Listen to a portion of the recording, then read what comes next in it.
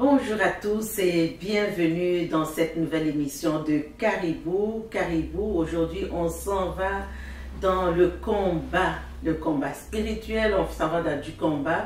On parle aujourd'hui de maman, de mère guerrière. Donc le combat aujourd'hui, mais le combat en version maman. Alors on parle des mères guerrières, on parle de ces femmes qui ne se contentent pas juste de faire des devoirs à la maison, ce qui est une bonne chose. On ne parle pas ici des femmes qui font juste des repas pour la famille, ce qui est une très très bonne chose. Mais on veut parler ici des femmes qui prient, on veut parler des femmes qui veillent, on veut parler des femmes qui se tiennent debout quand tout vacille. Ces mères guerrières. Une mère guerrière, c'est une femme qui combat à genoux, une femme qui combat dans la foi et une femme qui est revêtue de l'armure de Dieu. Et pour en parler aujourd'hui, deux femmes extraordinaires. C'est des habitués du plateau de Caribou, vous les connaissez. Je reçois ici l'évangéliste Dada qui est intervenante familiale et communautaire. Évangéliste Dada, bonjour. Bonjour pasteur. Que Dieu te bénisse. Bonjour. Merci. De l'autre côté, vous la connaissez depuis des années maintenant, Fabienne d'Haïti. Elle est intervenante en sexologie. Bonjour Fabienne. Bonjour pasteur Nathalie, c'est un plaisir. C'est toujours un plaisir. Alors aujourd'hui, on parle du combat, mais en version maman. Restez avec nous et nous revenons après la pause. Il est temps de partager avec joie. Parlons de ça.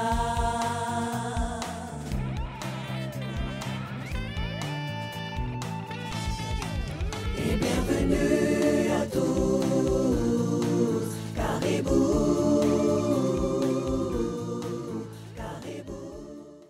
Voilà, nous voici de retour. On parle aujourd'hui des mères guerrières.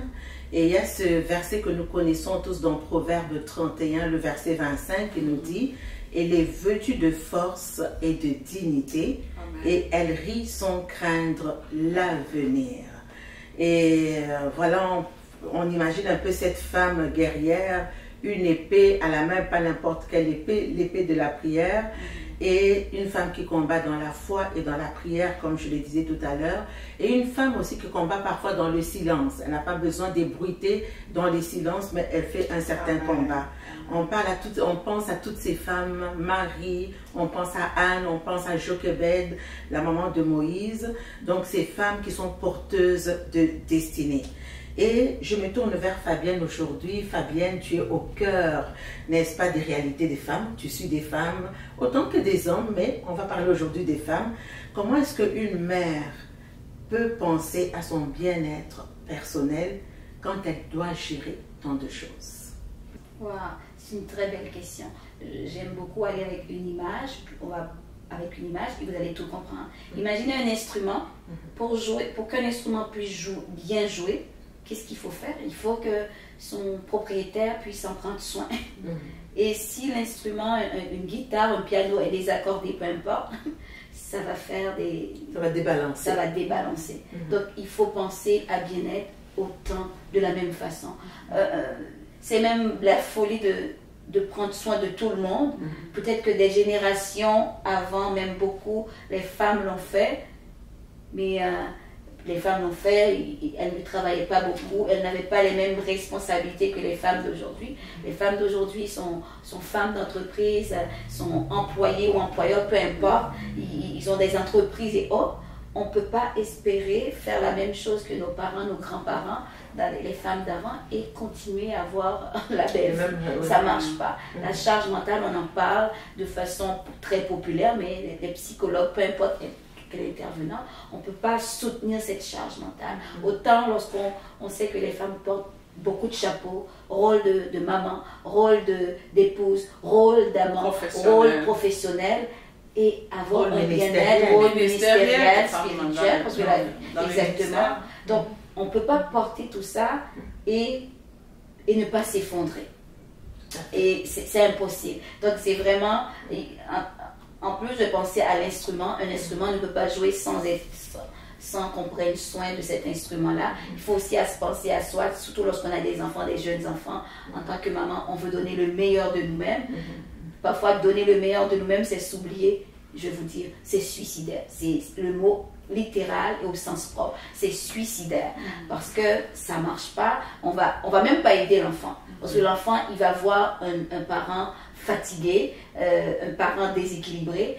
Et le mot que j'aimerais ça que vous reteniez aussi, c'est la co-régulation. Co-régulation, mes émotions, je suis régulée dans mes émotions, je suis bien équilibrée dans ma tête, mais l'enfant aussi, j'aurais pas besoin de faire grand-chose comme parent.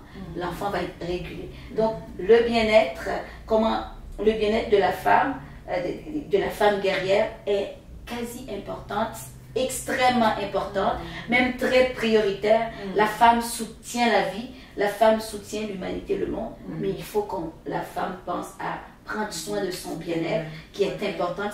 Le bien-être, c'est un état global de santé mentale et de santé physique.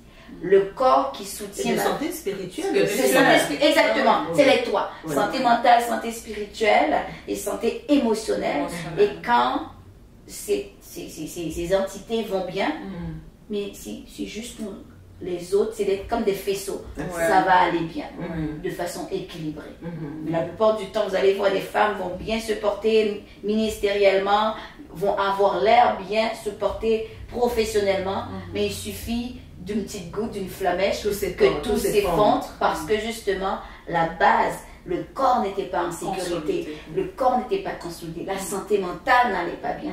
Alors, important de vous prioriser comme mère, comme guerrière. Oui, évangéliste. C'est très important ce que Fabienne vient de dire parce que on ne peut pas aller en guerre et être soi-même en train comme mère, et être soi-même en train de souffrir ou d'être centré sur des guerres qui sont inutiles en fait. Parce que la Bible même nous appelle à combattre le bon combat de la foi. Donc, c'est important, comme Fabienne dit, de se centrer sur soi d'abord, de prendre le temps de prendre soin de soi, de se sentir bien, prendre le temps avec le Seigneur, prendre le temps de guérir de ses blessures, de guérir de ses colères, de guérir de ses trahisons, de guérir de ses abandons, de ses rejets. C'est très important. Si on veut gagner et bien combattre pour nos enfants, comme mère, nous devons nous faire ce travail d'abord pour nous-mêmes, d'abord pour nos propres vies, afin de nous armer, afin de nous ressourcer auprès du Seigneur pour avoir les forces, pour avoir les capacités, les outils nécessaires pour lutter, combattre dans la foi et dans la victoire pour nos enfants. Oui, c'est vrai, il faut commencer par prendre soin de nous. La mère est au cœur même du combat, donc elle doit prendre soin d'elle. La mère est au cœur du combat. Yeah. Il y a ce verset que tu aimes côté, tu aimeras ton prochain comme toi-même. Donc avant de prendre soin de l'autre, il faut prendre soin de soi-même. Et c'est tout à fait biblique. Hein? Et justement, on voit ce débordement là parce que la femme, on est toutes femmes là. On va prendre soin des autres, prendre soin des autres, prendre soin. À un moment donné, on s'effondre. Parce qu'on n'a pas pris le temps de nous centrer d'abord pour nous-mêmes. Pour moi, le bien-être est au cœur de la vie. Pas de bien-être, il manque quelque chose, il manque un pilier en tant que tel. Si par exemple je donne une définition simple, n'importe qui peut aller voir dans le dictionnaire, n'importe sur Internet, c'est quoi le bien-être? C'est c'est un état agréable résultant de la satisfaction des besoins du corps et du calme de l'esprit. Éprouver une sensation de bien-être. Ça, c'est comme l'idéal. Tout le monde cherche ça. Tout le monde veut le bien-être, mais la difficulté, c'est comment y parvenir. Moi, s'il y a une chose que je dis souvent, je peux être une bonne vendeuse, mais à condition que ce que je vends, je l'essaie moi-même. Donc, pour être dans la sexologie, intervenante en sexologie, et je parle de bien-être en général, satisfaction dans l'intimité, satisfaction sexuelle, mais c'est satisfaction de l'être, le bien-être à l'état pur. Comment le trouver, cette chose, c'est merveilleux, c'est c'est comme l'or, l'or jaune, je ne sais pas quoi. Le bien-être, c'est pas un, comment je pourrais dire, c'est pas quelque chose de farfelu, c'est pas quelque chose d'illusoire, c'est pas une utopie, ça existe. Je prends l'exemple tout court, j'ai perdu mon mari il y a 10 ans, puis c'est comme le chaos total. Un exemple, je pourrais dire que j'ai eu un bien-être en étant célibataire. Le bien-être, il faut aller le chercher, ça se transforme. J'ai eu un bien-être, tout était calme. Quand on est marié, j'ai eu un bien-être avec mon mari, tout était calme. Quand j'ai eu un enfant, il fallait que je cherche un état de bien-être physique et émotionnel. Le bien-être, finalement, c'est un équilibre qu'il faut aller chercher en tout temps. Et quand mon mari est décédé, c'est comme j'ai dû repartir, retravailler, repenser à mon bien-être, encore le bien-être physique et le bien-être émotionnel. Parce qu'on parle du bien-être, je peux dire à l'opposé, l'extrême, qu'est-ce qui nous empêche d'atteindre notre bien-être? C'est le stress. Le stress de la vie, le chaos de la vie, et tout est là pour nous éloigner de notre bien-être. Mais je pense que c'est quelque chose qu'il faut aller chercher. Il faut le désirer. Il faut même pas abandonner, puisque notre vie en dépend. Pas de bien-être, c'est comme si on est dans l'instinct de survie. Et l'instinct de survie, on est carrément en danger. On est dans un stress constamment. Et notre corps biologique sécrète du cortisol à long terme. Le stress devient un stress chronique et c'est pas bon pour la santé mentale et physique. Donc, pour revenir à la question du bien-être, c'est possible, on est capable, il faut être capable justement d'aller chercher ce bien-être et dans les moindres petits détails. Et il y a 10 ans de ma vie, j'ai dû réapprendre tout simplement à retrouver l'équilibre. Ce bien-être, est-ce que c'est impossible? C'est possible. C'est dans les petites choses au quotidien. C'est notre attention. Parce que notre bien-être, c'est notre attention aussi. Notre attention, c'est notre trésor. Il y a un verset dans la Bible qui dit, là où tu... est-ce que quelqu'un peut me rappeler? Là où est ton trésor, là où est ton cœur. Donc, notre trésor, c'est pas nécessairement de l'argent, c'est notre attention. Et surtout lorsqu'on vit dans le stress, notre attention est dans tout sauf dans le bien-être. Donc il faut apprendre à canaliser notre attention. Et quoi de mieux en tant qu'enfant de Dieu, en tant que guerrière, lorsqu'on canalise notre attention sur Jésus-Christ. C'est pas juste quelque chose de banal, c'est extraordinaire. Même si vous êtes dans le chaos total, juste rappelez-vous que Jésus est sur le trône. Rappelez-vous de ce que Jésus a fait pour vous. Rappelez-vous que Jésus, il est mort et ressuscité. Donc, pour moi, ça c'est la première chose. Vraiment, capter notre attention sur quelque chose de solide qui existe et qui a fait son temps. Jésus, il a fait son temps. Alpha et l'oméga, le commencement et la fin. Amen. Le premier, le dernier. Amen. Donc, il a tout pris sur son dos, le stress. Alors quoi de mieux de lui abandonner notre stress? Abandonner notre stress à Christ, ce n'est pas nous déresponsabiliser, c'est lui donner les choses que nous n'avons pas le contrôle pour qu'on puisse nous-mêmes prendre le contrôle sur ce qu'on peut avoir le contrôle. Notre mental, c'est notre mental, dès que notre mental reprend son cap, dès qu'on est capable de diriger notre mental au quotidien, step by step, un pas à la fois, petit à petit, on va retrouver un certain équilibre et un certain bien-être. Alors, tu parles de ça, je pense à quelque chose, on va venir avec toi évangéliste, c'est que la parole de Dieu nous enseigne et nous appelle à travailler dans le repos. Justement pour éviter ce stress-là, on a besoin constamment de croire que Christ a tout accompli. En fait, tout est entre ses mains. On ne veut pas se stresser plus que... On sait, en tant que femme, comment est-ce qu'on peut avoir peur de tout, avoir peur de l'enfant qui est sorti, avoir peur de toutes sortes de choses, mais apprendre à travailler dans le repos. Qu'est-ce que tu en penses? Tout à fait. Mais oui, la mère doit apprendre à travailler dans le repos. Est-ce que c'est évident? Pas toujours. Mais d'être sûr que le Seigneur en qui nous croyons, il est le vrai sabbat, il est le vrai repos. Moi, je dis toujours, beaucoup de gens vont dire, il nous donne le repos. Mais il est lui-même le repos. Et d'entrer dans ce repos-là, souvent on va parler de la mort, on va dire, ben on entre dans le repos éternel et tout ça. Ça c'est après. Mais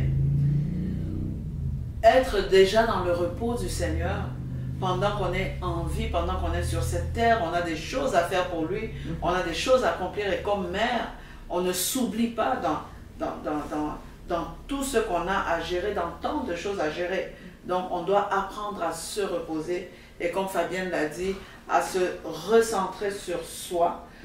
Quand on se sent reposé, ben, ce repos va émaner sur la famille, sur les enfants, sur la communauté. Donc c'est important. Et je vais continuer avec toi parce que quand on parle ici de mère guerrière. Donc en tant que mère, on rentre forcément dans un combat. Tout à fait. Et dans un combat spirituel également. Oui, oui. Il y a ce verset d'Éphésiens 6:12 qui nous dit, nous n'avons pas à lutter contre la chair et le sang, mais contre les puissances spirituelles. Déjà, la grossesse même, c'est un combat. Pour mener la grossesse à terme, c'est un combat. Donc on rentre ici dans un champ de bataille qui est vraiment spirituel. Tu ne vois pas l'ennemi, mais tu le sens. Il y a des choses qui se passent. Il faut se tenir debout, il faut se positionner, il faut adopter une certaine posture ou stature pour spirituelle pour mener à bien le projet qu'on a. On parle ici de mère au foyer, mère nationale, mère en politique, mère dans l'église. Mère dans l'église, on parle de toutes sortes de mères. Voilà. Et on sait que dans ce combat, la prière, on rentre dans le champ de la bataille. On sait que la prière d'une femme ou d'une mère change l'atmosphère. La prière d'une mère change la destinée, façonne des caractères. Et toi, tu accompagnes dans le milieu familial, dans le milieu communautaire, tu accompagnes ainsi des femmes. Quel est l'impact de la prière dans le quotidien d'une mère? Je suivais une vidéo dernièrement sur le net où il y a, je pense, un scientifique qui expliquait en fait les impacts de la prière dans la vie des gens, des chrétiens. Et je pense que ça doit être un scientifique chrétien. Il expliquait vraiment l'impact de la prière, qu'est-ce que la prière fait et comment elle est bénéfique même pour la santé, comment elle est bénéfique pour la santé spirituelle, la santé mentale, la santé physique, la prière. Et combattre, être dans cette guerre comme mère, c'est d'être dans la prière, oui. Pourquoi? Parce que la prière a des impacts. La prière permet à la mère de renforcer sa foi. Renforcer sa foi dans le Seigneur. Renforcer sa foi sur la parole de Dieu. Renforcer sa foi sur les promesses de Dieu, d'abord pour elle. Et la prière permet à la mère aussi d'avoir une direction, d'écouter Dieu lui parler, d'écouter le Saint-Esprit lui parler, d'écouter le Saint-Esprit lui rappeler des choses. Parce que comme mère, tantôt, on posait la question à Fabienne dès le début de cette mère qui est occupée à plein de choses et tout. Mais si elle n'a pas le discernement, la guidance du Saint-Esprit, et ça se recherche dans la face du Seigneur, dans la présence du Seigneur, dans la prière, pour bien combattre. La prière aussi a pour impact de donner la force à la mère. La mère qui est en guerre, la mère qui va aller même en guerre, doit se préparer, préparer sa monture, aller s'armer, se revêtir de l'armure du chrétien. Recevoir la révélation. Et recevoir la révélation du combat qu'elle doit mener. Parce que sinon, elle va avoir une épée, elle va couper toutes les têtes, elle va aller à gauche, à droite, sans cibler le vrai combat. Et la prière permet aussi à la mère d'avoir cette paix intérieure. La paix, le Seigneur a dit, je vous donne ma paix, je vous laisse ma paix. Une paix que le monde ne peut pas vous donner, mais que seul Dieu Christ peut vous donner. La prière amène aussi cette communication et cette communion avec Dieu, cette ouverture du cœur à Dieu, d'exprimer à Dieu. La mère va auprès du Seigneur dans sa présence, exprimer ce qu'elle a, ce qu'elle ressent, laisser son fardeau au pied de la croix de Jésus. Le Seigneur a dit, donnez-moi votre fardeau, il est lourd, prenez le mien, il est léger. Donc il a dit, déchargez-vous de tous vos fardeaux auprès de moi. Donc c'est dans la prière que ça se fait. Cette préparation, l'impact de la prière dans la vie d'une mère avant, pour d'abord combattre les combats intérieurs, ces combats personnels, afin de s'armer, de s'outiller pour combattre les combats pour son enfant ou pour ses enfants. L'impact de la prière dans le quotidien d'une mère, c'est tellement important et c'est... la prière dans la vie d'une mère joue un grand rôle. Et la mère doit être... on dit que les femmes, en général, on va dire les mères, sont sensibles à beaucoup de choses. Parfois des petites choses. Mais d'être sensible à cette voix du Saint-Esprit qui te parle et qui peut te réveiller la nuit et te dire, il faut que tu te réveilles, il y a un combat qui vient d'être sensible à cette écoute pour prier. Pour prier pour ses enfants. Prier, on peut être la mère d'une nation, prier pour la nation, prier pour l'Église, on peut être une mère des enfants spirituels dans l'Église. Prier, se mettre à la brèche, être sensible à cette écoute-là. Et la prière d'une mère a de l'impact. Pourquoi? Parce que la mère est porteuse de vie.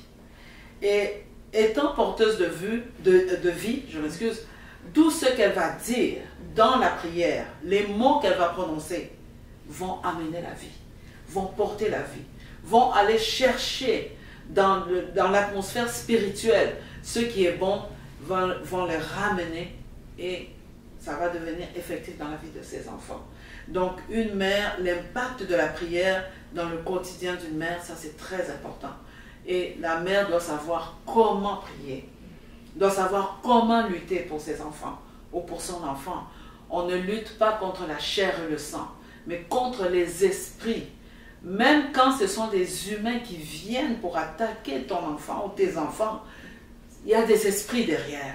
Même quand vous savez, je parle ici, on parle de mère guerrière, les combats, il y en aura toujours. Tant qu'on aura des enfants qui soient spirituels, qui soient nationaux, qui soient biologiques, la guerre sera toujours là. Mais nous devons mener la bonne guerre pour vaincre, pour remporter des victoires, pour que la prière ait un impact dans notre vie quotidienne et que nous voyons des victoires chaque jour de notre vie. Nous devons mener la bonne guerre. Paul a dit, combat le bon combat de la foi. Combat le bon combat de la foi. Il y a un beau passage dans la Bible. Il s'agit d'hommes, deux hommes. Il s'agit d'Élisée et de Géasi qui sont en face d'un grand combat. Mais Élisée voit, Géasi ne voit pas. Alors, il y a une prière qu'il fait. Il dit, Seigneur, si tu peux lui ouvrir les yeux afin qu'il voit que celui qui est avec nous est en plus grand nombre que tous ces... Mais quand il a ouvert les yeux, Dieu lui a ouvert les yeux. Donc, la prière nous permet de voir comme Dieu. Elle nous donne cette assurance-là que peu importe ce que nous pouvons voir comme combat, la victoire nous est acquise parce que Christ en nous est plus grand et son plan est plus grand que tout ce que l'ennemi pourrait faire.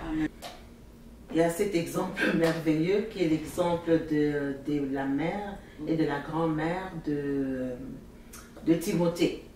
Eunice, je ne me rappelle pas le nom de la grand-mère, en tout cas, les deux dames ont vraiment œuvré, des dames de foi, des dames de prière, qui ont œuvré, qui ont travaillé. Et en fait, je pourrais dire que prier, c'est travailler avec Dieu, comme tu le dis, pour amener quelque chose à se développer sur la terre. On a vu que dans le cas de Timothée, sa mère et sa grand-mère ont bâti ou ont prophétisé ou ont travaillé pour que Timothée soit ce pasteur qu'il a été et qui a influencé l'Église aujourd'hui, l'Église d'hier, je pourrais dire. Et donc, on voit que dans le monde spirituel, travailler avec Dieu, c'est comme poser des graines, des semences qui vont se développer sur la terre. C'est ça que je vois. Oui. Fabienne, est-ce que tu as quelque chose à rajouter? J'ai un exemple, il y a un pasteur qui était venu à notre église et là, comment je peux dire, je ne sais pas, quand il était jeune, adolescent, peu importe, dans la vingtaine, et il était sous. Il était tout le temps sous, en train d'être dans la boisson des affaires de jeunes. Et sa mère, à chaque fois que la mère le voyait, il arrivait pendant que la mère était dans des réunions avec des dames. Elle dit aux dames, je vous présente le pasteur. Amen. Donc Amen. elle n'a jamais cessé de prophétiser, de croire malgré vraiment ce qu'elle voyait, mais elle prophétisait le contraire. Et justement, ce monsieur était là en train de nous parler de la foi de sa mère, mais parce qu'il était devenu pasteur, vraiment. Voilà. Donc c'est efficace. Vraiment, moi j'encourage vraiment les mamans. Même quand vous vous sentez à bout, ne laissez pas vraiment le stress vous faire prononcer les émotions, vous faire prononcer autre chose que la parole de Dieu. Parce que la parole d'une mère a du pouvoir. Amen. Et lorsqu'on prophétise sur nos enfants des bonnes ou des mauvaises choses, ils finissent par les croire et ça va se réaliser. Donc vraiment, nos paroles, nos prières ont un impact sur comme tu disais. Exactement. Mais Fabienne, aujourd'hui, on rentre vraiment dans ton domaine là. Aujourd'hui, on a beaucoup de femmes épuisées, femmes fatiguées, elles sont au bout. Comment éviter cet épuisement justement? Parce qu'aujourd'hui, entre le boulot, entre les réseaux sociaux, toutes sortes de choses qui viennent nous amener à nous distraire, et finalement, on trouve tellement de personnes stressées. Je pense qu'avec toi que je parlais, on regardait, on disait, mais est-ce qu'on vit dans un monde de fous? En fait, les gens sont hyper stressés, hyper débordés, dépassés. Comment faire pour éviter cet épuisement, pour demeurer cette femme guerrière, justement? Justement, il y a tellement de facteurs, justement, qui peuvent nous emmener la pression comme femmes. Déjà, la société impose tellement de choses aux femmes. Il faut premièrement savoir, c'est comprendre notre propre personnalité. Comment on fait face nous-mêmes à la pression extérieure? Est-ce que nous, on rentre dans cette pression-là? Si par exemple, on rentre dans les standards, parce que dans cette société, on est soit conforme à ce que la société nous dit, ou soit qu'on est... on est anti-conforme, on n'est pas dans la boîte. Et même quand on n'est pas dans la boîte, on choisit de ne pas être dans la boîte. Il y a quand même une forme de pression de ne pas être conforme aux standards. Donc, de toute façon, le stress est partout. La charge mentale est partout, qui peuvent vraiment comme devenir une oppression pour les femmes. Mais c'est dur. C'est dur de vivre cette pression et c'est dur aussi de ne rien faire pour. Et trouver une stratégie, c'est aussi dur. Donc finalement, comme j'entends souvent, il y a tellement de choses dures, mais il faut choisir les choses dures à mener. Il faut choisir son bon combat. Parce que le combat, excusez-moi, il est partout. Que je ne fasse rien, ce sera un combat. Ça va être difficile. Que je fasse quelque chose en attendant que je trouve l'équilibre, ça va être un combat à mener. Donc, la première chose que je dois dire, c'est que le combat que vous menez, c'est le combat de tout le monde. Tout le monde le vit. Vous n'êtes pas un cas isolé, mais déjà c'est une bonne chose. C'est un poids, une charge mentale qui sort de nous. On n'est pas la seule. Vous n'êtes pas la seule à le vivre. Que vous soyez en couple avec des enfants, que vous soyez une femme monoparentale avec un enfant ou plusieurs enfants, la charge mentale est là. Comment faire? Est-ce qu'il y a une réponse magique? Est-ce qu'il y a une baguette magique? Bouf! Non, autant chrétiens, autant non chrétiens, on va vivre cette charge mentale.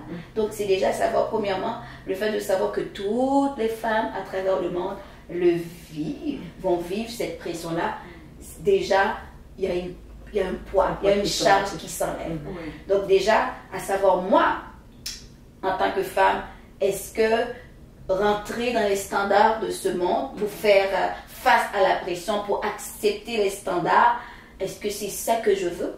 Est-ce que je rentre dans la compétition ou je décide, oh, ma vie est comme un tableau, une toile vierge, comme un artiste. Ok. Pour ma part, je trouve que c'est plus facile d'avoir un tableau vierge et de faire ma petite touche de peinture à ma façon. Et je pense que c'est ça que Dieu nous appelle à faire. Et quand on va voir un spécialiste, c'est la meilleure chose à faire. Parce que lorsqu'on rentre dans un standard, c'est comme si c'est un modèle qui est déjà là. On essaie de rentrer là-dedans. On se bat pour rentrer là-dedans. On se bat pour rentrer là-dedans, mais ça ne nous fait pas. C'est comme David face à... Je pensais à ça justement, David. C'est comme David face Saül, à Goliath avec l'armure de Goliath. Il dit, non, ça ne me fait pas. Ça ne me fait pas. Bon, je vais prendre ce que je connais. Exact. Amen. La meilleure personne que vous connaissez, c'est vous. C'est vous. Vous vous connaissez depuis 20 ans, depuis 30 ans, depuis 40 ans, depuis 50 ans. Et vous savez comment vous fonctionnez. Amen. Et Dieu, et si comment vous fonctionnez, vous sentez que ça ne fonctionne pas, allez voir Dieu, allez voir sa parole, il va vous dire quoi faire. Petit à petit, une action à la fois. C'est premièrement s'écouter. Qu'est-ce que je veux? Qu'est-ce qui va m'alléger? Comme prenons l'exemple, mon cas, moi, quand il y a 10 ans, mon mari est décédé, tout vient pour être une charge mentale vraiment énorme. Qu'est-ce que je dois faire en tant que femme? Qu'est-ce que je dois faire en tant que maman? Qu'est-ce que je dois faire en tant que professionnelle? Boum! C'est plein de chapeaux qui doivent me faire, mais que j'avais plus la force de porter. Mais il y a un chapeau qui reste toujours. Le chapeau, un enfant de Dieu. Wow, ça j'aime ça. Ça, c'est quelque chose pour moi, c'est quand on est capable de porter ce chapeau en tout temps, c'est plus facile, c'est plus léger. Donc ça veut dire que quoi qu'il m'est arrivé, j'ai perdu mon mari, je sentais comme j'avais plus personne autour de moi pour m'aider, j'avais pas beaucoup de bras. Ah, moi j'étais devenue, je suis redevenue, j'ai pris conscience que j'étais un enfant de Dieu et que Dieu ne va pas m'abandonner.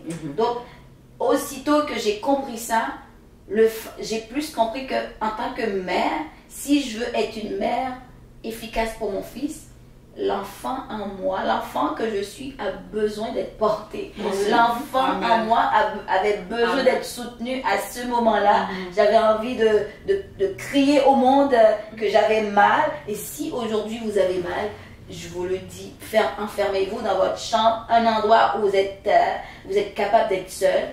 Enfermez-vous et pleurez de toute votre vie, ça fait du bien parce que pleurer, c'est libérateur. Même les recherches nous disent quand vous pleurez, le stress, le cortisol commence par les larmes. Donc je ne dis pas qu'il faut pleurer toute sa vie, mais à un moment donné, pleurer c'est libérateur, ça fait du bien. Enfermez-vous. Et l'autre chose aussi, c'est de parler. Oui, on peut parler à une personne, à un professionnel. Mais souvenez-vous, la Bible nous dit, vous pouvez venir à Dieu par des supplications. Il y a des temps, parfois qu'il faut mettre des supplications. Il faut aller avec des supplications. Il faut aller avec des lamentations. Parce que tout ce qui ne se dit pas, tout ce qui ne s'expulse pas par notre bouche, il s'incarne dans nos corps. Et ça crée des maladies, des inflammations, des douleurs, des fatigues et même le cancer et jusqu'à la mort. On ne veut pas ça. Dieu nous a donné la solution. Lamentez-vous, il y a un temps pour chaque chose. Il y a un temps pour pleurer. Exact. Il y a un temps pour tout sur le... Ça, vraiment, je vous invite, dans toute situation, en parler. Parler. C'est la meilleure psychothérapie, c'est gratuit. Et si vous sentez que c'est pas assez, mais parlez à quelqu'un. Et si encore c'est pas assez, vous sentez que les mots ne sont pas encore clairs, mais parlez à un professionnel. Et c'est aussi bon. Ce n'est pas être faible.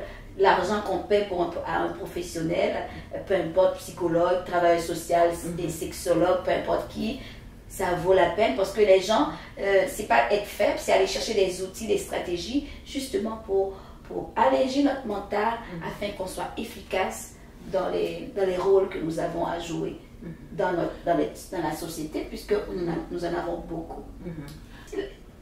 J'analyse la femme du proverbe 31, c'est des fois, j'entends les chrétiens, c'est comme si, oh non, la femme du proverbe 31, c'est impossible d'être cette femme.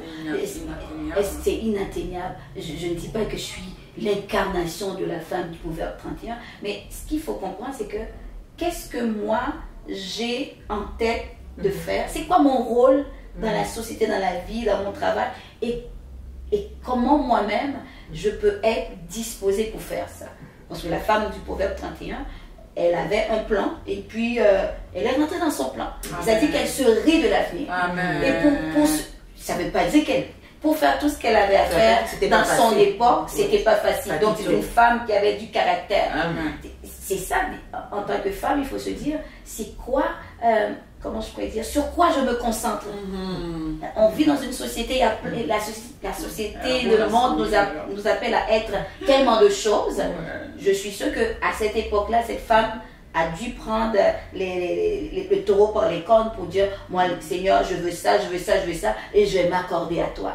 Et je pense que c'est ça qu'il faut faire en tant que femme, s'accorder avec le Seigneur pour les rôles que je veux jouer.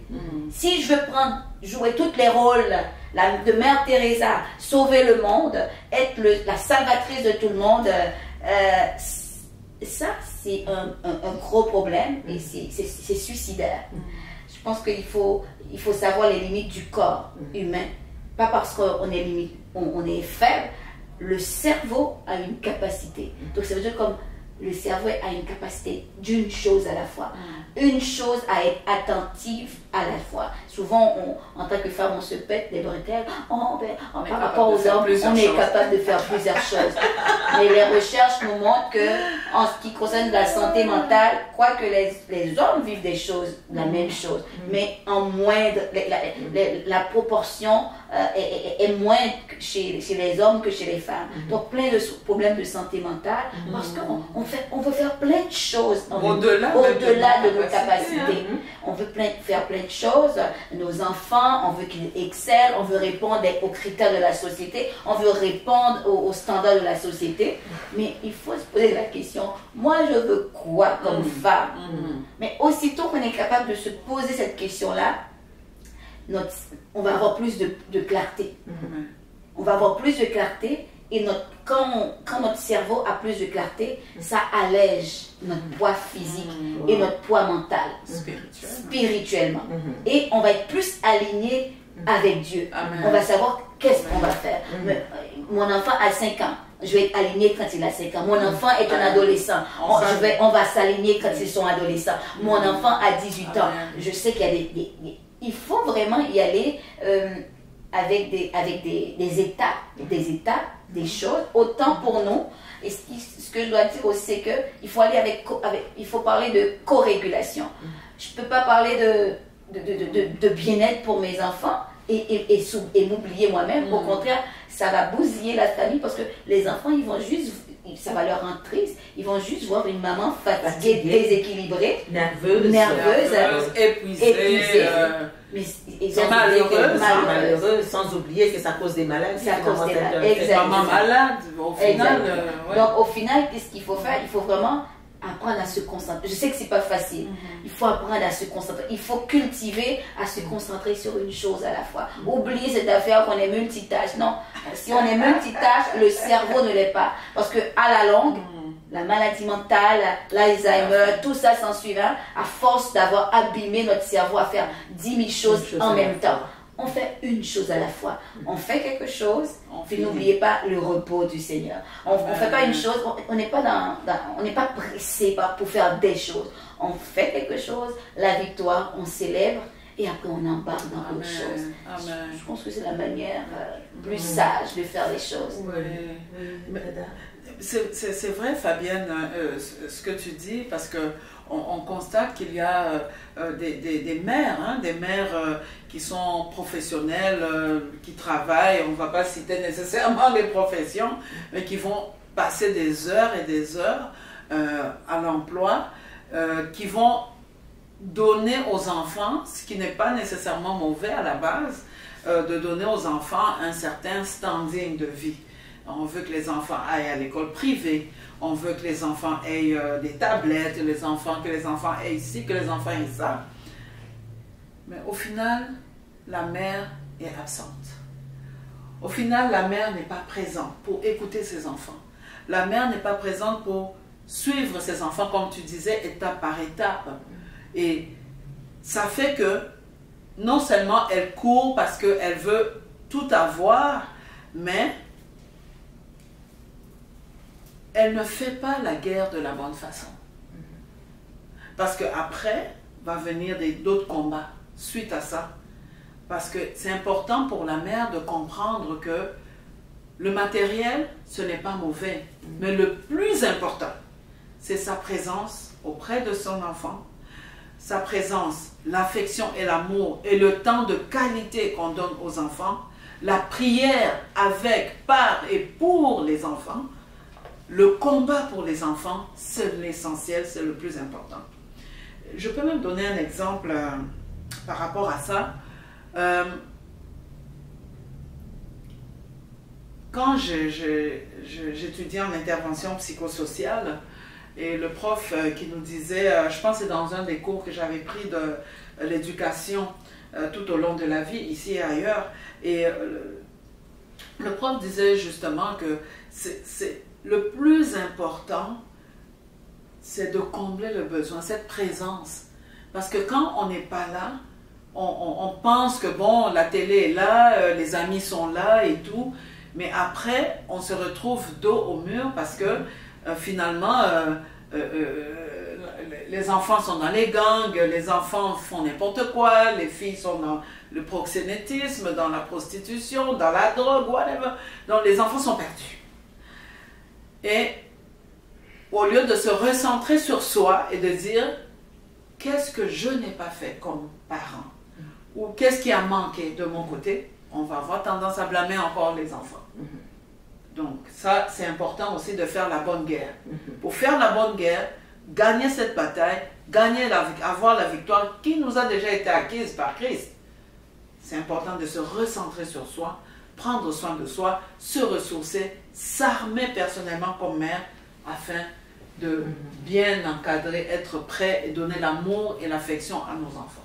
Je vais ajouter une chose, souvent lorsqu'on entend peut-être, comment je peux dire, dans notre culture, chrétienne ou pas chrétienne, se recentrer sur toi, c'est être égoïste en tant que personne, mais c'est une bonne forme d'égoïsme parce que la Bible même nous le dit. Aimer les autres comme soi. Mais si je n'ai pas appris à m'aimer, à prendre soin de moi, mais je ne pourrai pas aimer les autres. Ça va être quand même de façon déséquilibrée. Alors vraiment, j'encourage une femme, peu importe les femmes, à se reconnecter à soi, à venir regarder même nos propres combats. Lorsqu'on parle de combat, il faut nommer les choses plus clairement. Nos propres blessures. Est-ce qu'on a subi de l'injustice? Est-ce qu'on a subi de l'abandon, du rejet, la trahison, l'humiliation? Ça, c'est les 5 grandes blessures de l'âme qu'on peut vivre, qui peuvent être nos combats et qui peuvent être autant les combats de nos enfants. Les enfants, à l'école, ils vont vivre des combats. Le rejet pour X, le racisme. Un exemple, avec toi, même à la maternelle, les petits à la garderie. Ah, mais t'as la couleur de caca. Mais imagine, ton enfant, il te l'a jamais dit. Non, c'est important que si moi j'apprends à prendre soin de moi, mais quand j'arrive, mon enfant revient à la maison, même quand il était enfant, comment ça va? Qui a bien joué avec toi?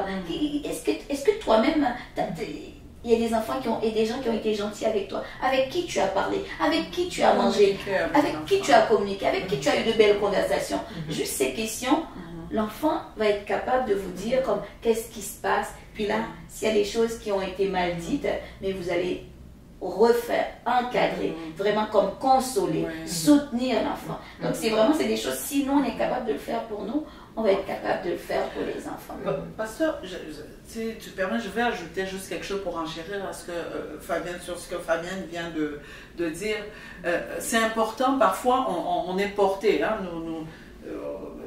on a le pasteur ici, moi je suis infirmière, intervenante psychosociale, Fabienne est sexologue, et dans le cadre de notre travail, de ce que nous faisons, nous avons cette facilité à prendre le temps, à faire cette écoute active, à écouter les gens, pour les autres, pour ceux qui sont dehors, pour les autres.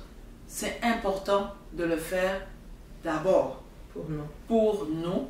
pour nos enfants. Prendre le temps d'écouter nos enfants de manière active. Pas on est en train de parler au téléphone avec ses copines qui sont ailleurs ou je ne sais pas où. Ah oui, bon je parle avec la parle, je t'écoute. Pas non. L'écoute active, c'est quoi? C'est de tout fermer. De tout fermer et de montrer. Si on est capable de le faire pour les autres, on doit le faire pour nos enfants. C'est de montrer à mon enfant que en ce moment où je te parle, où tu as besoin de moi, tu es le plus important. Tu es l'essentiel pour moi en ce moment. Je suis prête, je suis ouverte à mettre toute mon attention, tout mon focus sur toi. Et c'est ce que Dieu fait pour nous. Dieu tire son oreille attentive. La Bible dit que quand un malheureux crie, Dieu entend. Ça veut dire que Dieu entend. Il nous entend de façon particulière et singulière. Il prend le temps avec chacune de nous, chaque mère, pour écouter nos cris. Faisons la même chose avec nos enfants et nous allons gagner la guerre. Ce que je voulais ajouter pour renchérir à ce que Fabienne vient de dire, c'est que justement le combat d'une mère, c'est de commencer pour bien combattre pour ses enfants. On doit commencer à combattre nos propres combats personnels et d'être capable d'aller au pied de la croix et de déposer nos fardeaux pour mieux combattre pour nos enfants, d'être capable de se décharger. Le Seigneur a dit, la Bible dit, déchargez-vous sur le Seigneur de tous vos soucis, de nous décharger au pied du Seigneur, de nous décharger dans sa présence, de lui parler parce qu'il est notre Père, de lui parler de ce que nous ressentons, de ce que nous vivons, et en tant que mère, en tant que femme d'abord, d'aller chercher d'aller puiser cette force à cette source intarissable qui est le Seigneur.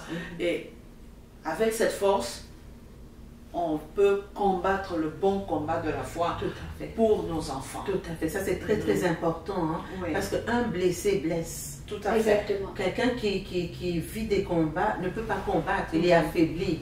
Donc, c'est là qu'on va d'abord chercher. D'ailleurs, Ephésiens 6, dont on parlait, dit prenez votre force dans le Seigneur et ensuite revêtez-vous de toutes les armes. Donc, c'est important de se ressourcer d'abord en tant que femme. Tout à l'heure, Fabienne, tu parlais et j'entendais le mot identité. Quand tu dis, après toutes ces choses, je suis un enfant de Dieu. Donc, on revient à notre identité. Et dans cette identité-là, on dépend tout simplement de notre papa. Et quand on est fatigué, quelle meilleure place que de tout simplement rentrer au pied du maître. Fabienne? Une petite chose que je vais ajouter, c'est pour ceux, par exemple, qui nous regardent pour la première fois, peut-être qui ne comprennent pas nécessairement le langage chrétien, lorsqu'on parle de combat, les combats, c'est les blessures, ça peut être de l'abandon, ça peut être, on a subi le rejet, l'humiliation, la trahison, vraiment comme toutes ces formes de blessures qu'on peut subir, puis qui peuvent être lourdes à porter. Mais en allant vraiment vers le Seigneur, en les nommant, en faisant le bon combat, parce que si on veut combattre pour nos enfants, puis on est nous-mêmes, on est chargé de ces mêmes blessures, on ne pourra pas comprendre tout ça. On va combattre dans le vide. Mais lorsque nous, on est capable d'être nous-mêmes guéris de ces blessures, on va être capable d'aider nos enfants, puis les autres. Alors concrètement, à toutes les deux, on parle de combat, on parle de guerre, mère guerrière. Ok, c'est quoi le bon combat et c'est quoi le mauvais combat? Concrètement, c'est quoi la bonne guerre et la mauvaise guerre? Lorsqu'on parle de combat, moi je pense qu'il faut aller vraiment dans le spécifique, sinon on combat toute puissance des ténèbres. Ça c'est important de le dire. Quand notre enfant, par exemple, il faut cibler, on parle de quoi? Il faut nommer les choses clairement. Quand notre enfant, par exemple, on sait que nous sommes de la communauté noire, on sait que dans le monde est basé pour X raisons sur cette affaire de couleur, noir, blanc, supérieur, pas supérieur. Mais nos enfants vivent ce combat à l'école, tous les jours à l'école. Donc il peut y avoir de l'injustice ou de l'incompréhension, nos enfants peuvent en souffrir. Mais déjà, en tant que parents, si on a déjà ciblé ce combat, lorsque nos enfants viennent à la maison maussade, tout d'un coup, ils changent de caractère, tout d'un coup, ils s'isolent, tout d'un coup, ils changent dans leur comportement. Lorsqu'on sait que c'est déjà un combat pour nos enfants, cette affaire de couleur de peau, même si c'est peut-être pas trop brisant, mais quand même, c'est quelque chose qui peut affecter nos enfants. C'est quelque chose qui peut nous affecter aussi, nous, en tant qu'adultes, dans notre milieu de travail. C'est quelque chose qui peut nous affecter partout. Mais si on se dit, Dieu est là, il est grand, non, il faut nommer les choses qu'on peut être victime nous-mêmes. Et si on peut être victime, nos enfants peuvent être victimes, les autres peuvent être victimes. Souvent, lorsqu'on n'a pas les mots pour dire les choses, ça reste à l'intérieur de nous. Mais lorsque nous, on est capable de le nommer et le dire à nos enfants, ils vont être capables même de les préparer. Lorsque tel enfant nous dit, mais regarde, vous avez la peau de quelqu'un. C'est vrai, moi je suis éducatrice, je suis aussi enseignante, j'entends les enfants à l'école pour X raisons. Je veux pas être avec vous. Mais quand ça arrive, on prépare nos enfants. Quand quelqu'un vous rejette, c'est pas lui, c'est pas vous qui le rejette, c'est lui qui est blessé. Donc, pour que l'enfant lui-même ne se sente pas rejeté, blessé et jusqu'à la fin de sa vie. Donc vraiment, en mettant les mots clairs, je sais que la Bible nous parle de combat, mais lorsqu'on est capable de mettre les mots clairs de nos jours, les mots contemporains sur nos blessures, je pense que ça va être plus éclairant pour nous et pour les autres. On ne sera pas trop dans les ténèbres. Les ténèbres, oui, ça existe, mais les ténèbres, l'injustice, c'est des ténèbres. La trahison, l'abandon, un enfant qui se fait abandonner, il va vivre toutes sortes d'émotions, ça peut changer la personnalité de quelqu'un. Il faut le comprendre. On ne va pas juste combattre dans le vide, mais il faut combattre clairement. Et savoir, savoir aussi. Moi, j'encourage, Fabienne, dans ce que tu dis, c'est tellement important que j'encourage les mères, les mères à se documenter sur les problématiques. Par exemple, on en trouve maintenant pas mal d'informations, mais il y a aussi de très très bonnes personnes, comme ici sur le plateau de Cœur à Cœur, on en parle souvent, vous pouvez retourner même dans des émissions, on parle des familles recomposées, on parle de beaucoup de défis. Fabienne a fait des émissions, j'en ai fait, Pasteur Nathalie et d'autres. Vous pouvez aller voir aussi quelles sont les problématiques que les familles vivent. Donc on en a beaucoup parlé et ça peut aussi vous permettre, si vous n'arrivez pas à cibler le combat, à dire voilà, je suis dans une famille recomposée par exemple, voici le combat. Je suis veuve, mon mari est décédé, je suis seule avec l'enfant ou les enfants, voici le combat. Je comprends, donc c'est ce que je vis. Parfois, on ne peut pas comprendre ce qu'on vit, mais en écoutant une autre personne parler, en écoutant une autre personne témoigner de ce qu'elle vit, ça peut nous permettre de comprendre aussi ce qu'on vit. Ok, moi aussi je ressens la même chose, mais je n'avais pas compris que c'était ça, je n'avais pas compris l'ampleur du problème. Donc d'être attentif à soi-même, attentive à soi-même comme mère de ce qu'on vit, parce que comme tu disais Fabienne, c'est qu'on peut nous-mêmes aussi vivre la discrimination et le racisme en fait. Et le transmettre à nos enfants. Et le transmettre à nos enfants. Ça, c'est un mauvais combat. Oui, c'est un mauvais combat parce que justement, Fabienne est allée dans le bon, je vais aller dans le mauvais. En fait, c'est un mauvais combat parce que le mauvais combat, justement, pasteur, c'est de ne pas être en mesure de gérer soi-même ses propres combats et de transmettre, de transférer ces combats-là aux enfants ou à l'enfant. Ça, ce n'est pas bien. Donc, il faut gérer. Il faut vaincre ses propres combats, vaincre ses propres luttes. Et dans cette victoire, lutter avec les enfants, lutter pour les enfants, lutter jour et nuit pour les enfants. Parce que c'est important qu'on cible, comme tu as dit Fabienne, sinon on va dans tous les sens. C'est comme si on a une épée qui coupe toutes les têtes et puis on ne sait plus, sauf la bonne tête, et puis on ne sait plus c'est quoi. Donc c'est très important de cibler, de se recentrer, de dire là je comprends le problème, là je comprends ce que je ressens, là je suis dans l'abandon. On parle de l'abandon une mère aussi dans son combat peut vivre l'abandon doublement. Par exemple, les conjoints qui s'en vont, ou qui les abandonnent. La mère vit l'abandon, mais l'enfant aussi, ou les enfants aussi vivent l'abandon. Donc, ce qui est mieux à faire dans ce cas, comme Fabienne l'a si bien dit, c'est que la mère doit, elle, travailler sur son sentiment de rejet, d'abandon, de trahison, de colère, tout, de travailler là-dessus pour être en mesure, après, d'aider les enfants à passer à travers, de cibler le combat. Parce que sinon, si la mère reste blessée, c'est ce qui va être transmis. Et finalement, le combat sera le mauvais combat et on va aller dans tous les sens.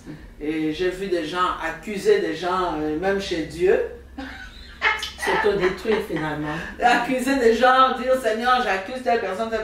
Pourquoi? Parce que la colère est encore là. On ressent encore cette colère, mais il faut aller au pied de la croix, se décharger, se dépouiller, déposer tout. Même s'il faut pleurer, comme Fabien a dit, pleure, mais dépose tout au pied de la croix de Jésus. Il a dit, donne-moi ton fardeau et prends le mien est léger. Donc, c'est ça. Pour combattre le bon combat, c'est ça. Il faut cibler. Il faut cibler, savoir c'est quoi, où est-ce qu'on s'en va, c'est quoi le combat, quelle est la destination. N'oubliez pas, en commençant, on a dit que cette femme guerrière, c'est une porteuse de vie, une porteuse de destinée. Amen. Donc, il y a la destinée de quelqu'un qui est en jeu. Il y a la destinée d'une nation. Justement, je reviens au cas de Moïse, la destinée d'une nation. Et cette femme, la maman de Moïse, est une femme extraordinaire. Oui. Parce que là, c'est cet enfant qu'elle a porté, 9 mois. C'est la vie de cet enfant qui est en jeu. Et là, elle doit faire le bon combat. Oui. Mais quel combat, cette femme? Elle doit accepter de laisser aller son fils et pour pouvoir peut-être le récupérer un peu plus tard. Et elle met en marche des stratégies. Une femme guerrière, c'est une femme de stratégie. C'est une stratège. Mais quelle stratégie? J'imagine, elle a dû mettre son insécurité de côté parce que dans le fleuve. Ouais. Donc l'enfant aurait pu être Les noyé. crocodiles, les serpents, Mais elle avait un allié de taille. Ça, c'est une bonne femme. Elle avait un allié de taille. Elle avait son autre, la sœur de Moïse. Myriam.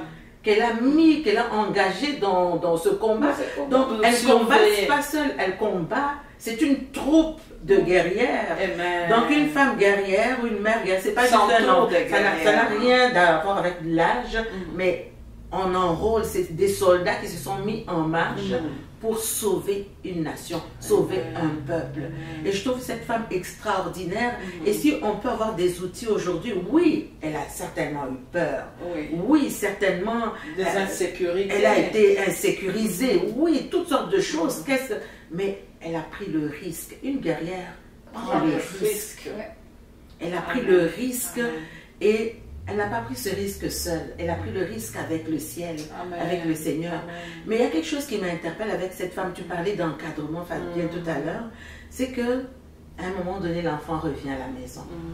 Pendant ce temps où la fille de Moïse, elle doit sévrer cet enfant. Mais qu'est-ce qu'elle a dit à cet enfant? Elle a parlé à cet enfant. Amen. Elle a dit qui tu étais. Elle a raconté l'histoire certainement des Hébreux. Elle a dit toutes sortes de choses. Et la femme guerrière, c'est cette femme-là qui va façonner le caractère de l'enfant. Dans le secret, même avec Dieu, quand on prie avec Dieu, on commence à parler des bonnes paroles. Mon enfant sera ça. Je décrète cette parole sur mon enfant. Et tout d'un coup, on voit, cette prière devient des semences, on voit ces choses s'incarner dans la vie de notre enfant. Donc c'est tout un exemple. On va voir beaucoup d'exemples. Oui, évangéliste. Oui, pasteur, c'est très percutant ce que tu dis là, parce que ce que je veux dire aux mères aussi, en prenant l'exemple de Jochebed, la maman de Moïse, c'est que on a parlé de cibler les combats. C'est important pour une mère de se battre pour la destinée prophétique de son enfant.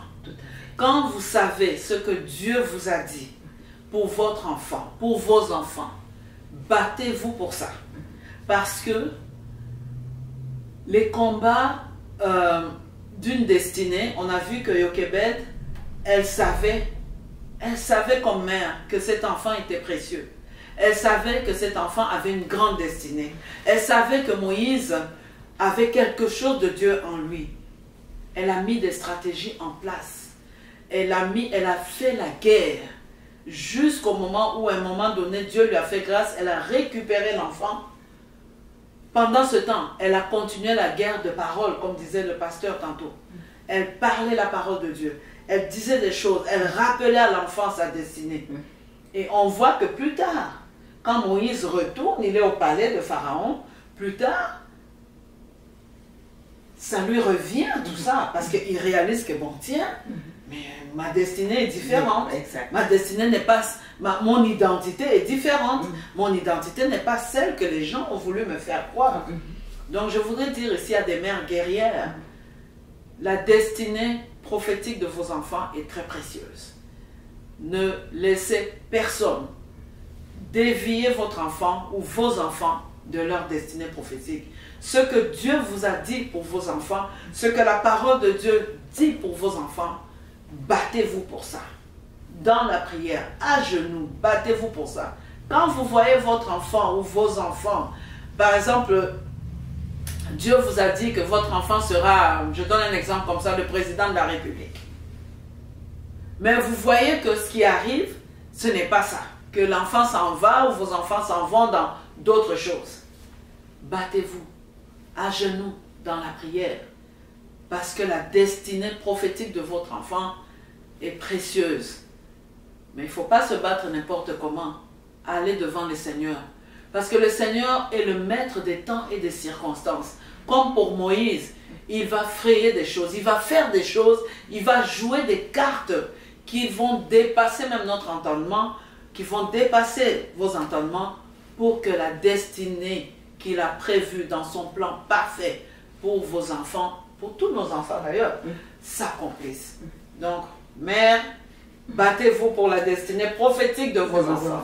C'est très important. Il m'a été raconté une histoire hier, pas plus tard qu'hier. C'est cette femme qui a un enfant, qui va à l'école comme tous les autres enfants. Mais cet enfant vit des défis scolaires, des défis académiques, et il a tout le temps des mauvaises notes. Finalement, on donne un bulletin, le bulletin de l'enfant, et l'enfant est tellement médiocre qu'on décide d'exclure l'enfant de l'école. Alors, la maman reçoit le bulletin, et quand elle regarde le bulletin, elle s'est dit elle va enseigner elle-même son enfant. Mais elle a caché le bulletin à l'enfant. Qu'est-ce qu'elle a dit à l'enfant? Elle a dit à l'enfant, ton niveau est trop élevé pour cette classe. Tu ne peux plus rester dans cette classe. Alors, pendant que eux, ils travaillent pour élever leur niveau, moi, je veux continuer à travailler avec toi à la maison. Elle a commencé à enseigner l'enfant elle-même à la maison. Elle a enseigné l'enfant. L'enfant a grandi. L'enfant a excellé, est devenu un grand homme dans la société. Il ne savait pas la stratégie que la maman avait prise pour l'aider à se relever. Imaginez-vous qu'il lui avait dit tu es idiot, tu es bête, et puis tu réussiras, regarde-toi, tu ne réussiras jamais, tu es toujours comme ça. Et comment l'enfant a su, c'est que longtemps après, la maman est décédée, et lors du décès de la maman, le garçon vient, il arrange les dossiers de sa maman, toutes les affaires et tout ça. C'est là qu'il trouve le bulletin, le fameux bulletin où il était tellement médiocre qu'en fait on l'avait exclu. Donc la raison pour laquelle il n'allait pas à l'école, c'est parce qu'il était exclu, la maman l'a enseigné. Quelle guerrière! Quelle guerrière! Encore ici, la sagesse. Amen. Une femme guerrière est une femme sage. Elle sait voir loin. Elle sait quoi dire, quoi ne pas dire et mettre en place. Parce que, à part Dieu et à part l'enfant lui-même, la meilleure personne qui connaît son enfant, c'est qui? C'est la maman, ce sont les parents. Ben oui.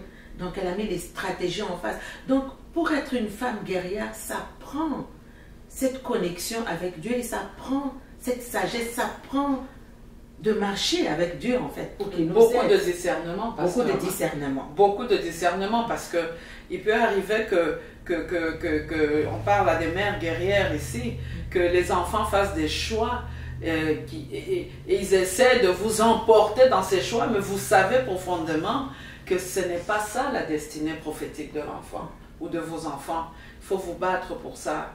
Chère maman. Comment le faire dans ces cas concrets? Comment se battre quand l'enfant prend une direction qui n'est pas la direction Que que Dieu Dieu a préparée a pour lui. préparé pour lui. Comment on le fait? Ça pourrait être même ça se peut, parce qu'il y a beaucoup de personnes qui ne connaissent pas la destinée de leur enfant. Ça prend d'aller questionner Dieu pour Oui, ça, parce que oui. Dieu a révélé à certaines personnes, cet enfant sera comme ci ou Oui, cet oui. enfant. Mais quand on ne le sait pas, on voit que l'enfant prend par exemple la direction du gangstérisme.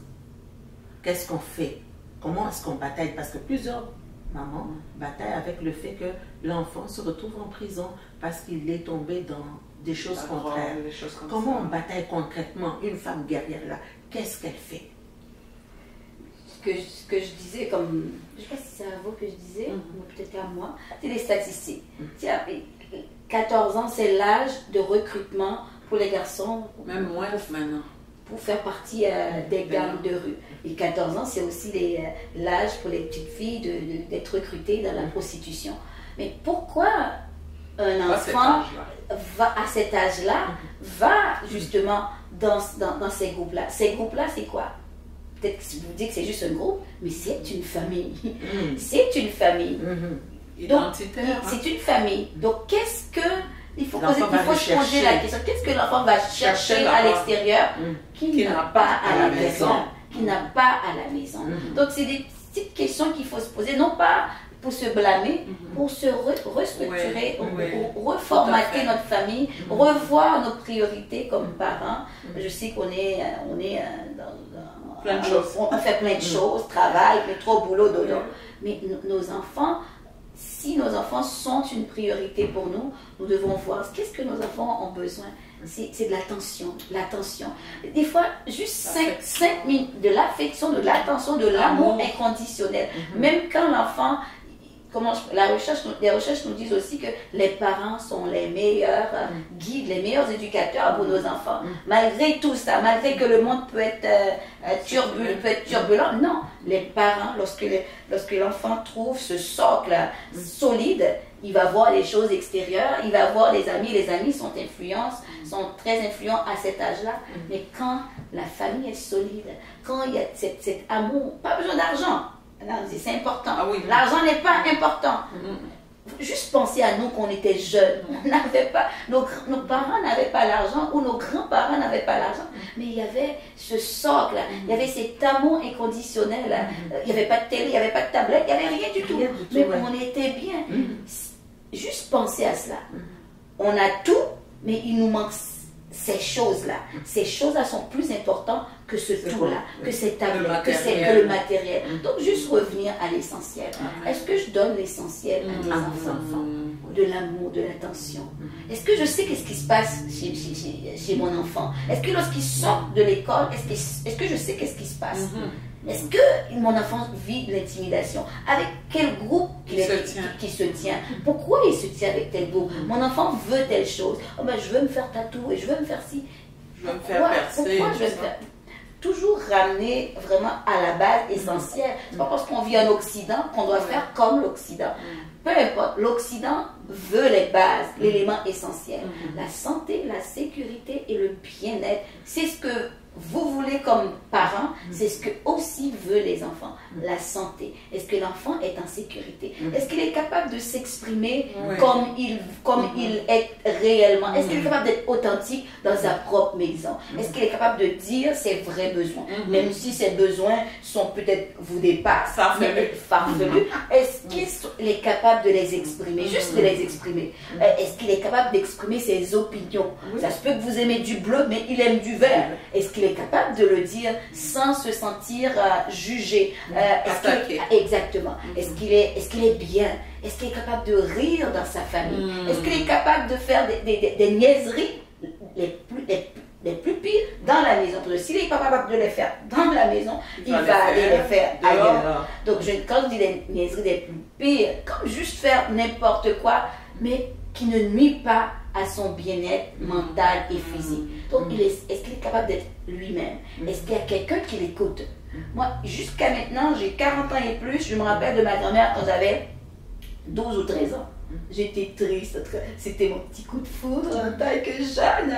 J'étais adolescente, puis là, j'étais triste. Puis là, j'ai ma grand-mère, elle sait ni lire ni écrire, mais elle était capable de me dire, qu'est-ce qui va pas? Toutou, parce qu'on m'appelle Toutou, mon petit Moi, ça me garde à chaque fois que je fais quelque chose. Oh, si ma grand-mère était là, elle verrait que j'ai besoin de parler. Donc, est-ce que votre enfant, quand il vit quelque chose, est-ce qu'il est capable de se confier à vous, ou tout simplement il sait que, oh non, ma mère, mes parents, mon père, chez nous, on a grandi comme ça. On a grandi comme ça, on ne parle pas de nos choses. Non. Au contraire, si vos enfants, par exemple, ils ont un kick sur quelqu'un, une fille ou un garçon, c'est comme, est-ce qu'il est capable de venir vous parler de cela? Mais s'il n'est pas capable, il va aller ailleurs, et ça se peut qu'ailleurs, on va lui conseiller d'autres choses. Voilà. Donc, c'est aussi simple que ça. Santé, sécurité, bien-être. Est-ce que vos enfants, ils se sentent en santé, en sécurité? Est-ce qu'ils ont le bien-être dans la maison? Est-ce qu'ils sont capables de rire? Juste une journée, on va faire des grimaces au téléphone. Tout le monde a un smartphone. Hein? On va faire une journée, une période grimace.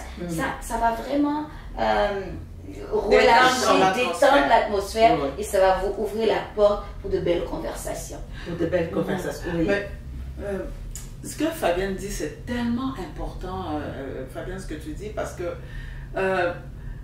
très souvent, dépendamment des cultures, dépendamment des origines des gens, cette tendance à blâmer les enfants, cette tendance à... Ça peut être quelque chose, par exemple, l'enfant échoue à l'école, par exemple, et où on reçoit un rapport de l'école qui nous dit que l'enfant s'est comporté d'une manière ou d'une autre, qui n'a pas plu, peut-être qui a été à l'encontre des règlements de l'institution, de l'école.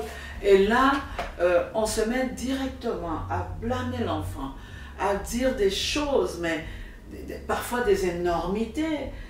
Tu ne vaux rien, tu ne fais pas ma fierté, tu ne... Écoutez, des choses qui dépassent l'entendement et la pensée. Et quand ces paroles sont relâchées, comme on disait tantôt, les paroles sont parties et le monde spirituel ramasse ces paroles et vient les réaliser dans la vie de vos enfants. Donc, il faut faire attention et c'est important d'écouter aussi votre enfant.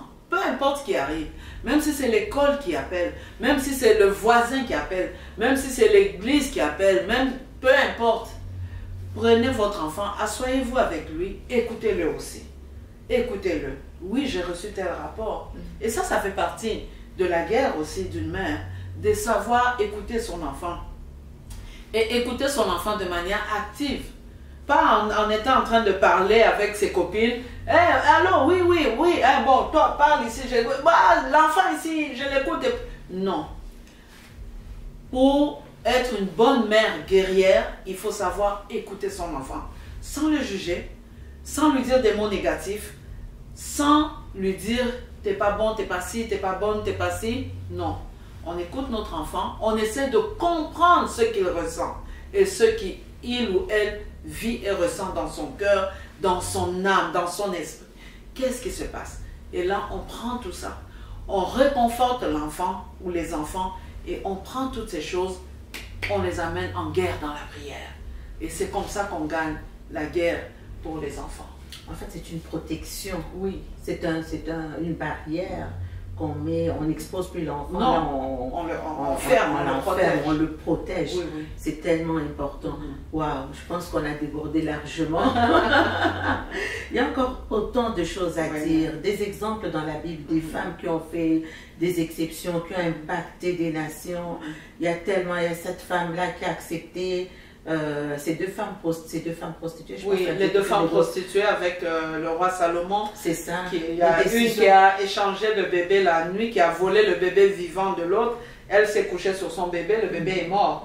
Alors elle réalise que j'ai perdu le mien, l'autre est en train de dormir, elle a échangé les bébés. Mais regardez quelle guerre a mené la mère biologique de l'enfant vivant. Celle qui était perdante, elle était prête à ce que elle et moi, on va perdre. Donc je n'ai plus rien à perdre, je n'ai pas d'enfant, elle non plus. Mais regardez l'amour de cette mère, regardez la guerre de cette mère qui dit non, ne tuez pas l'enfant. Je préfère le regarder de loin, mais qu'elle prenne l'enfant. Ne le tuez pas. Et quelle guerre! Quelle guerre! On peut même la comparer à Jochebed. Ah ben oui! Elle a laissé aller son enfant. Ben oui.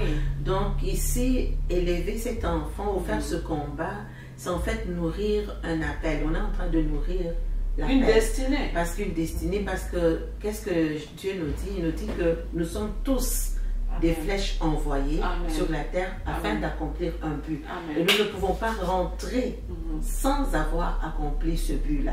C'est pour ça que la guerre, justement, c'est pour qu'il n'y ait pas de mort prématurée, qu'il n'y ait pas de démission, que nous puissions vraiment arriver à destination de l'œuvre pour laquelle nous avons été, n'est-ce pas, envoyés sur la terre.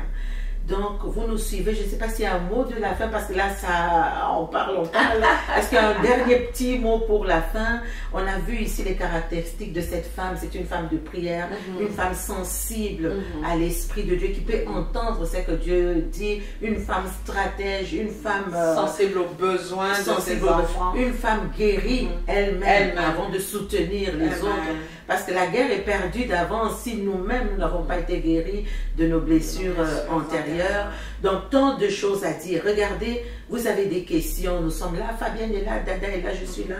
Écrivez-nous aussi, pas seulement nous écrire, mais partagez-nous votre témoignage. Comment vous avez fait pour vous en sortir? Comment vous faites votre bataille? On veut en savoir parce que nous sommes une communauté de partage. Donc nous partageons nos expériences, nous partageons ce que Dieu a fait avec Fabienne. Ça peut être la même problématique, mais il y a une sagesse qui est utilisée avec Fabienne, une autre sagesse qui est utilisée avec Dada, une autre avec... Donc Dieu est infiniment, multiplement sage, une sagesse diversifiée. Donc on partage la sagesse de Dieu et je pense qu'ensemble on va mener des combats dans la victoire. On n'oublie pas, on ne combat pas pour la victoire, mais on combat dans la victoire. La victoire nous est déjà été donnée, acquise. On parle de la croix, on veut faire quand même un appel au salut. Tout à l'heure Fabienne, tu disais, quelqu'un qui n'est pas coutumé avec les choses de Dieu et ne comprend pas de quoi est-ce qu'on parle. On parle ici de quoi? On veut rester christocentrique quand même. Amen. Donc on veut parler de Christ aujourd'hui. Avant de prier, ou bien on va commencer par prier pour les femmes. L'une de vous deux, on prie pour les femmes et ensuite on fait un appel au salut. Un appel. Je voudrais parler ici à une mère qui ne connaît pas nécessairement le Seigneur ou qui n'a pas rencontré le Seigneur dans sa vie, mais qui vit des combats, qui vit des guerres, qui est au bout du rouleau et qui veut abandonner.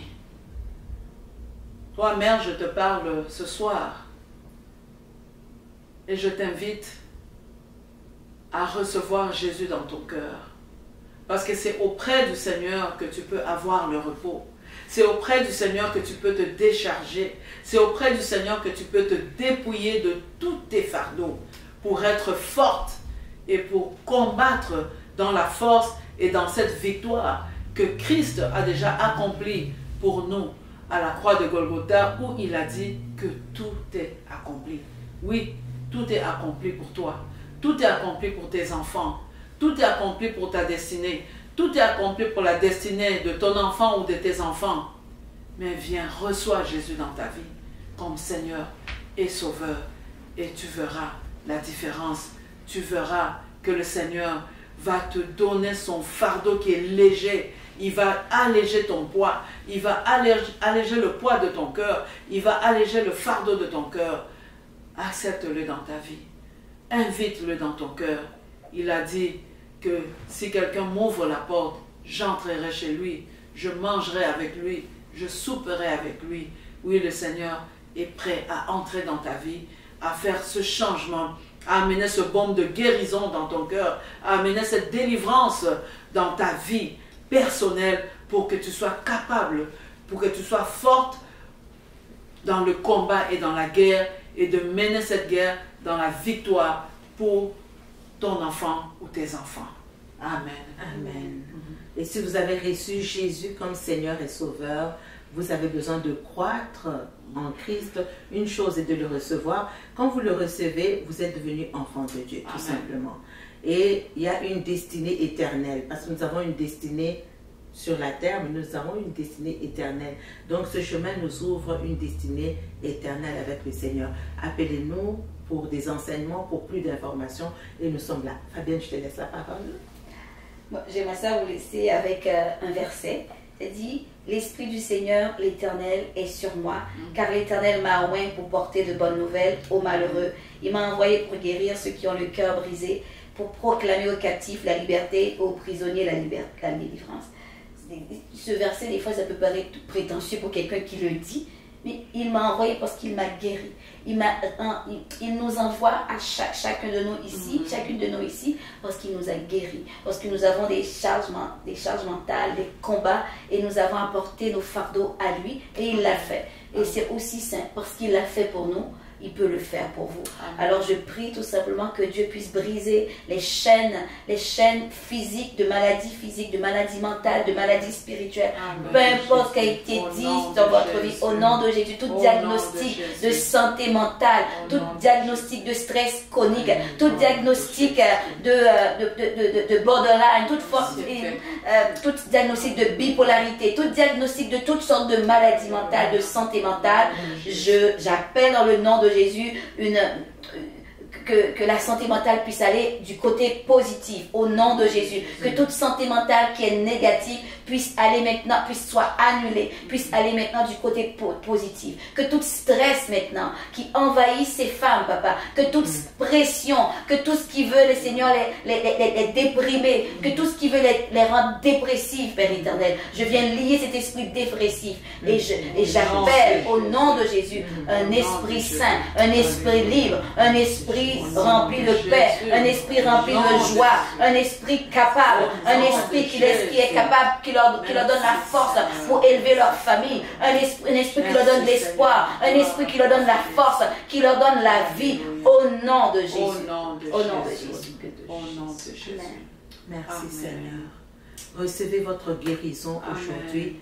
Il n'y a rien d'impossible à Dieu. Quel que soit ce que vous vivez, il n'y a rien d'impossible à Dieu. Amen. Puisons notre force dans le Seigneur. Amen. Soyons armés, et nous le sommes en Christ, armés pour vaincre. Amen. Et nous vaincrons, et nous vainquons.